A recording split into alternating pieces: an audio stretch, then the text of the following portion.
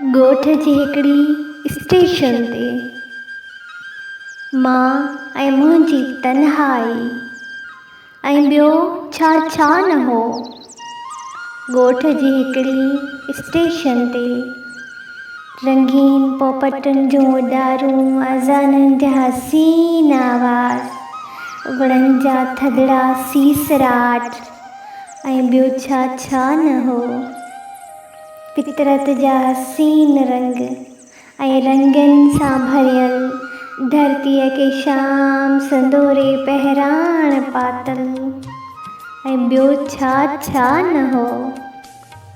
ॻोठ जी हिकिड़ी स्टेशन ते परियां कई रस्ता थे टरिया, चेतां कई हारी गाह करे पंहिंजनि माॻनि ॾांहुं थे वरिया।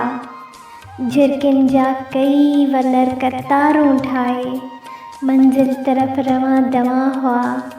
ॻोठ जी हिकिड़ी स्टेशन ते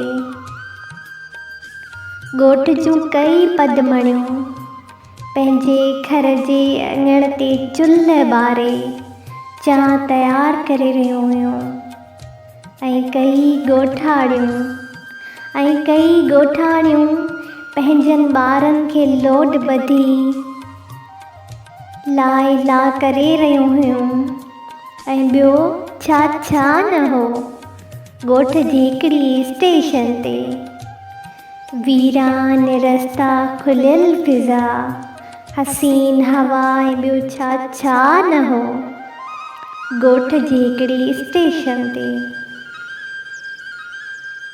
परियां देवीअ जी छांव में अछे पटके वारो पोड़ो, परियां देवीअ जी छांव में अछे पटके वारो पोड़ो शख़्स सिगरेट जा सूटा हणी रहियो हो।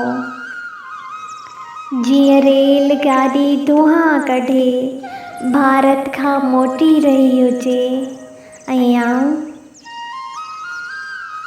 आऊं तुंहिंजे अचण जे ओसीअड़े में। ॻोठ जी हिकिड़ी स्टेशन ते एहतिजाजनि तौरु विच वाट ते वेठो रहियसि। हितां ईंदड़ रेल जे हारोन ते स्टेशन ते वेठल ॻोठ जा कई छुड़वाग छोकिरा छिरक भरियो उथनि था।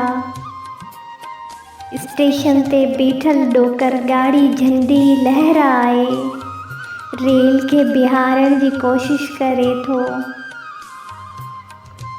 ॻोठ जी हिकिड़ी स्टेशन ते मां ऐं मुंहिंजी तन्हाई ऐं ॿियो छा छा न हो। प्यारे भाउ महबूब अली कुंभर जी प्यारी शाइरी उम्मीद तव्हांखे पसंदि ईंदी। आऊं आहियां तव्हांजी भेण सोरठ लगाली।